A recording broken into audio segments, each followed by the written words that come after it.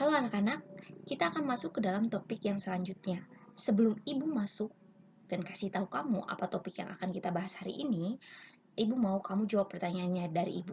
Coba anak-anak di rumah, siapakah yang menggunakan peralatan-peralatan ini? AC, siapa yang di rumahnya pakai AC? Atau TV mungkin? Sepertinya hampir semua ya pakai TV. Kulkas, mungkin sampai ada yang di rumahnya ada CCTV. Ada? Nah, yang ini nih, sepertinya hampir dari kalian semua pakai ini ya, laptop, PC, untuk mendukung pembelajaran kalian dari rumah. Pernah nggak sih anak-anak kamu berpikir, waktu kamu menyalakan AC, waktu kamu nonton, hidupkan laptop, pakai handphone, kamu pernah tidak pikir, dari mana sih energi yang didapat oleh alat-alat tersebut? Minggu lalu kamu sudah belajar alat-alat tersebut mengubah energi. Nah, energinya didapat dari mana? Energi listrik, betul. Seperti TV. TV itu merubah energi listrik menjadi energi cahaya dan juga bunyi. Ini, ya. Nah, pertanyaan selanjutnya, lalu dari mana ya datangnya energi listrik yang dipakai? Apalagi kita di rumah sangat membutuhkan yang namanya energi listrik. Dari mana ya kira-kira energi itu berasal? Nah, ibu kasih tahu ya. Energi listrik itu berasal dari pembangkit listrik tenaga uap. Ini yang untuk di daerah kita ya, di daerah Jawa dan Bali, pasokan listrik kita didapat dari ini, pembangkit listrik ini. Ini merupakan pembangkit listrik terbesar di Asia Tenggara, letaknya di Probolinggo. Mungkin kamu pernah ingat ketika ada satu hari kita mati lampu, ya itu kalau nggak salah dari siang sampai malam, itu satu Jakarta mati lampu, tidak hanya Jakarta tapi juga daerah-daerah di Jawa. Nah, itu kenapa? Karena ternyata ada sambungan yang bermasalah sehingga pasokan listrik dari sini, dari PLTU Python ini tidak bisa sampai ke daerah-daerah tersebut. Nah, bayangkan ya, pasokan listrik kita itu dibuat di sini. Nah, ini adalah pembangkit listrik tenaga uap atau PLTU. Pembangkit listrik tenaga uap itu selalu memakai sebuah sumber daya energi, kemudian diubah menjadi energi listrik. Selalu pakai. Mungkin ada yang pakai bahan bakar fosil, ada yang pakai matahari, air. Nah, itu sumber energi tersebut akan dipakai, kemudian diubah menjadi tenaga listrik di pembangkit listrik. Nah, saat ini, kalau yang ini ya, yang ibu tunjukkan, PLTU Python, sesuai namanya ini, tenaga uap. Nah, uapnya itu didapat dari mana? Dari pembakaran batu bara. Ini ya. Ini data tahun 2017 itu menyebutkan bahwa listrik di Indonesia, di seluruh Indonesia, itu berasal dari 43% minyak bumi, 28% batu bara, 22% gas alam. Artinya 93% energi listrik kita itu berasal dari bahan bakar fosil. Ya. Kalian pernah belajar sebelumnya, bahan bakar fosil itu ada dari minyak bumi, dari batu bara, dan juga dari gas alam. Kamu bisa lihat ini semua nih ya, 93%, berarti hanya sedikit sekali yang tidak berasal dari bahan bakar fosil. Sedangkan bahan bakar fosil itu punya kelemahan. Kelemahannya yang pertama, yaitu bahan bakar fosil itu terbentuk dalam waktu yang cukup lama. Karena bahan bakar fosil itu terbentuk dari sisa makhluk hidup. Sisa makhluk hidup yang kemudian terkubur di dalam tanah, masuk ke dalam pusat bumi, kemudian sisa makhluk hidup tersebut mengurai itu artinya terpecah-pecah. Setelah terpecah-pecah, nanti dari jasadnya makhluk hidup tersebut itu lama-kelamaan memakan waktu sampai ribuan tahun, itu berubah menjadi minyak. Nah, minyak minyak, ada yang berubah jadi minyak, ada yang berubah menjadi batu bara, ada juga yang berubah nanti mereka terurai kemudian tercampur dengan senyawa kimia tertentu, akhirnya jadilah gas alam. Jadi tapi intinya 3 hal yang Ibu sebutkan tadi, bahan bakar fosil, batu bara, minyak bumi, dan juga gas alam, itu terbentuk dari sisa makhluk hidup yang butuh waktu ribuan tahun sampai akhirnya terbentuk. Nah, permasalahannya adalah pembentukannya lama, yaitu ribuan tahun, tetapi pemakaiannya cepat. Yang ribuan tahun kita bisa habiskan hanya dalam hitungan tahun. Begitu. Jadi misalnya di suatu daerah itu sudah terbentuk minyak bumi, bahan bakar fosil selama ribuan tahun, lama, kemudian bahan bakar fosilnya itu diambil dan itu hanya digunakan dalam waktu yang singkat, mungkin hanya dalam waktu 2 tahun. Lalu bagaimana nanti lama-kelamaan minyak buminya atau bahan bakar fosilnya akan habis. Selain itu, bahan bakar fosil juga punya kelemahan lain, yaitu tidak ramah lingkungan. Kamu mungkin pernah mendengar istilah global warming, ya, atau pemanasan global. Jadi, Ibu akan jelaskan secara sederhana apa sih itu sebenarnya global warming. Jadi, anak-anak, ketika matahari memancarkan sinarnya dan juga panasnya, maka itu panasnya akan masuk ke bumi melewati atmosfer. Kemudian di atmosfer ini ada gas-gas yang menahan panasnya, menahan panas matahari agar tidak keluar. Tapi ada juga yang keluar. Nih, ya, yang di sini yang lingkaran warna biru ini adalah gas-gasnya. Salah satu gasnya adalah karbon dioksida atau CO2. CO2 itu adalah bahan sisa dari pernafasan manusia. Manusia kalau bernafas, dia hirup, dia hembuskan. Nah, yang dihembuskan itu ada juga karbon dioksida atau CO2. Kemudian juga CO2 berasal dari pembakaran kendaraan bermotor. Nah, itu CO2 akan naik ke atas di sini. CO2 itu penting, berguna. Untuk apa? Untuk menahan supaya panas matahari tidak keluar semua. Jadi tertahan di bumi sehingga bumi ada di dalam suhu yang baik, suhu yang hangat. Ya, jadi tidak terlalu dingin. Nah, tapi permasalahannya muncul ketika CO2 itu diproduksi dalam jumlah yang sangat banyak. Lihat ini. Bukan hanya CO2 ya, tapi juga ada gas-gas yang lain. Misalnya CO. CO itu lebih berbahaya lagi. CO itu karbon monoksida. Nah, gas-gas tersebut berkumpul di sini.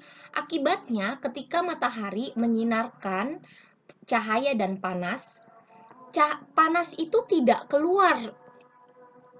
Panas itu lebih banyak yang tertahan, hanya sedikit yang keluar. Akibatnya apa anak-anak kalau misalnya panasnya terlalu banyak di bumi? Akhirnya bumi makin lama makin panas. Kalau bumi makin panas, efek yang terasa itu ketika yang di kutub utara. Kutub utara dan kutub selatan itu terbuat dari bongkahan es ya. Kalau misalnya bumi kita makin panas, maka nanti akan mencair. Kalau mencair artinya air akan air yang dalam bentuk cair akan meluap. Dan kalau meluap, apa yang terjadi? Itu airnya makin banyak, nanti daerah pantai itu makin dekat, jadi daratannya semakin sedikit karena airnya semakin meluap. Begitu. Tidak hanya itu saja, organisme-organisme lain, misalnya hewan, itu juga terancam punah. Misalnya ini ya, beruang kutub, kalau terus-menerus seperti itu, terus-menerus bumi kita cair, maksud Ibu, terus-menerus esnya mencair, maka mereka juga akan kehilangan habitatnya. Nah, bahan bakar fosil ini tidak ramah lingkungan. Karena apa? Karena mereka menghasilkan banyak sekali gas CO2 atau karbon dioksida. Nah, ini ya, Ibu tunjukkan gambar yang sebelumnya. Ini adalah salah satu contoh ini nih ya, gas-gas pembuangan pabrik. Ini juga gas yang berasal dari PLTU yang tadi ya. Karena mereka membakar batu bara, ini PLTU ini membakar batu bara, kemudian pembakarannya hasilnya seperti ini. Nih, ini di dalam mesin ini ada banyak sekali gas-gas yang membuat gas-gas seperti itu yang ada di sini itu membuat bumi kita semakin panas, membuat efek global warming. Nah, jadi apa sih ya solusi yang bisa kita lakukan?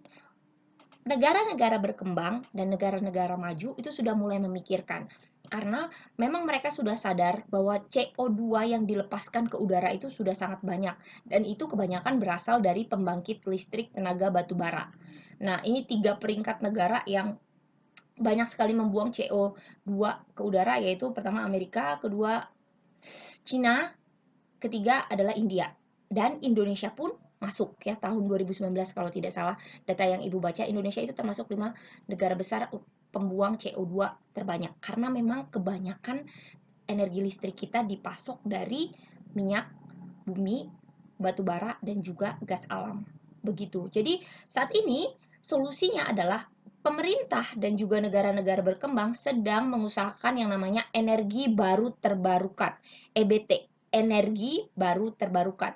EBT ini berasal dari sumber yang bukan dari bahan bakar fosil, sehingga diharapkan tidak ada pembuangan gas CO2 ke udara. Jadi EBT ini lebih ramah lingkungan. Nah, EBT ini berasal dari apa saja? EBT ini bisa berasal dari matahari, dari angin, dari ombak, bahkan dari sisa-sisa makhluk hidup atau biomasa. Nah, inilah yang EBT inilah yang merupakan jadi solusinya. EBT atau juga kita kenal sebagai energi alternatif. Nah, inilah topik kita hari ini anak-anak, yaitu mengenai energi alternatif. Ibu akan membagi topik ini menjadi 2 bagian. Hari ini Ibu akan membahas mengenai energi alternatif dari matahari, angin, dan juga air. Dan pertemuan selanjutnya kita akan bahas sisanya. Ibu masuk ke ini penjelasan Ibu ya. Energi alternatif adalah energi yang berasal dari sumber energi yang dapat diperbarui. Ini kita sudah belajar sebelumnya. Energi ini diharapkan mampu untuk menggantikan bahan bakar fosil.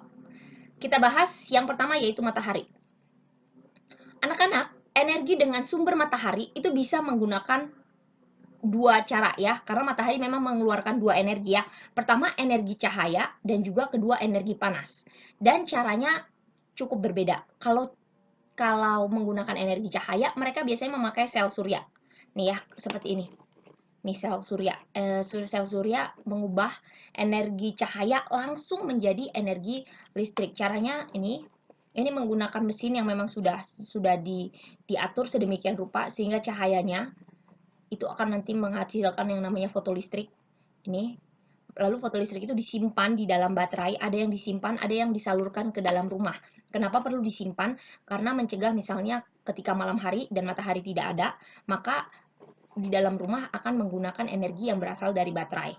Ini ya contoh sel suryanya. Mungkin kamu juga pernah melihat yang seperti ini ya, karena Ibu lihat di Jakarta juga cukup banyak yang memakai seperti ini.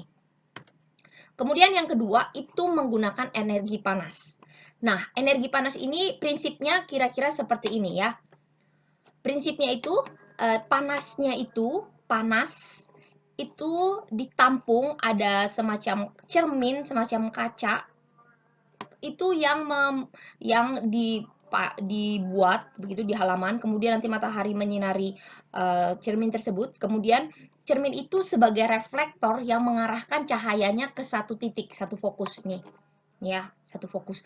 Kemudian nanti di sini reflektornya itu akan jadi sangat panas anak-anak, panas sekali. Nah, ketika panas itu maka akan ada uap yang uap itu air ya, air yang diuapkan, air yang dididihkan seperti itu hingga uapnya itu mampu memutar turbin.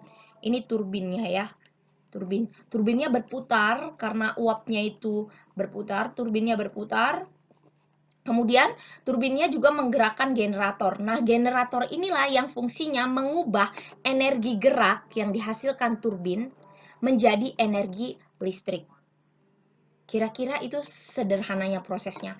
Panas dari matahari membuat uap air menjadi panas, lalu nanti dari panas itu akan memutar turbin. Setelah turbinnya panas, turbinnya berputar, maka putarannya akan memutar juga dinamo yang ada di dalam generator, kemudian berubahlah energi gerak menjadi energi listrik. Ini prinsipnya semua sama, energi gerak nanti diubah menjadi energi listrik. Ibu ambil contoh yang selanjutnya yaitu air. Air, ini pada zaman dulu pemanfaatannya seperti ini ya anak-anak, lihat. Ini aliran air yang deras, itu akan memutar turbin, begini ya. Turbinnya akan berputar terus, lalu putaran turbin ini akan memutar generator. Nah, generator inilah yang mengubah energi gerak menjadi energi listrik. Lihat, ini energi listriknya mulai dihasilkan dan disalurkan. Seperti ini. Jadi memang prinsipnya sama. Turbinnya harus berputar. Ketika turbin berputar, maka generatornya akan berputar. Generator itu fungsinya untuk mengubah energi gerak menjadi energi listrik. Lalu energi listrik pun dihasilkan. Ini pemanfaatan pada zaman dulu. Nah, sekarang kalau kamu pernah dengar yang namanya bendungan atau dam, ya seperti ini ya. Biasanya bendungan itu kenapa namanya bendungan? Ya karena memang airnya dibendung. Jadi aliran sungai, airnya banyak, itu dibendung, kemudian ditahan ya, dibendung itu ditahan dengan ini yang kokoh, beton yang kokoh, seperti ini. Kemudian baru nanti dialirkan pelan-pelan. Nah, fungsinya apa? Sebenarnya anak-anak pada bendungan itu terjadi hal yang seperti ini. Ini lihat ya. Ini bendungan.